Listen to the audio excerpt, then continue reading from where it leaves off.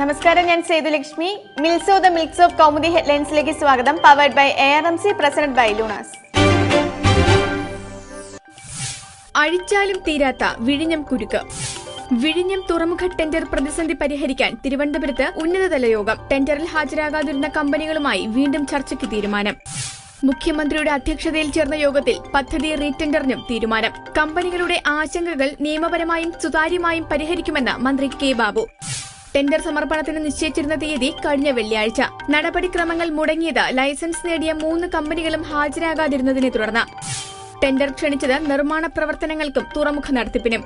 4000 കോടിയുടെ പദ്ധതിയിൽ ടെൻഡർ മുടങ്ങുന്നത് 4ാം തവണ. Re-tender March 25-ന്. ഒളിയമ്പുമായി ഓതിരം കടകം. വിരട്ടലും വിലപേശലും വേണ്ടെന്ന് VS-ന് താക്കീതുമായി CPM സംസ്ഥാന സമ്മേളനം കൊടിയിറങ്ങി.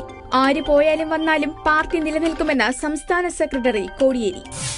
സമ്മേളനത്തിൽ നിന്ന് VS വിട്ടുനിന്നപ്പോൾ കുറിക്കപ്പെട്ടത് CPM ചരിത്രത്തിൽ അത്യപൂർവ പ്രതിസന്ധിയുടെ അധ്യായം. പതാക ഉയർത്തിയ VS 3ാം നാളിൽ സംസ്ഥാന കമ്മിറ്റിയിൽ നിന്ന് പുറത്ത്. VS പാർട്ടിയുടെ അഭിവാജ്യ ഘടകമെന്ന് കാരാട്ട്. VS വിട്ടുനിന്നതിൽ നിരാശയുണ്ടെന്നും അച്ചടക്കം പാലിക്കുമെന്നാണ് പ്രതീക്ഷയെന്നും ജനറൽ സെക്രട്ടറി. കീഴടങ്ങാതെ ഇരിക്കേണ്ടത് ശത്രുവിനോടൊന്നും കീഴടങ്ങേണ്ടത് പാർട്ടിക്കെന്നും വിടവാങ്ങൽ പ്രസംഗത്തിൽ പിണറായി. ഓർമ്മിക്കേണ്ടവർ എല്ലാം ഓർമ്മിക്കണമെന്ന VS-നു നേരെ ഒളിയമ്പ്.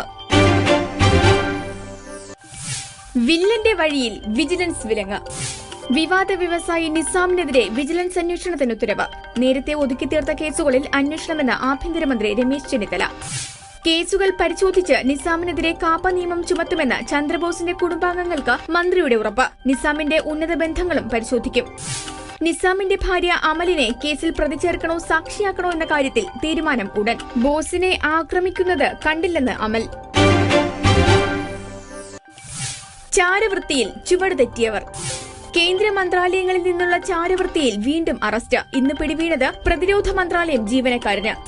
പെട്രോളിയം, ഊർജ്ജം, കൽക്കരി, ധനമന്ത്രാലയങ്ങളിൽ നടന്നത് 10,000 കോടിയുടെ രേഖചോർത്തൽ കുംഭകോണം. ഇതുവരെ അറസ്റ്റിലായത് 14 പേർ.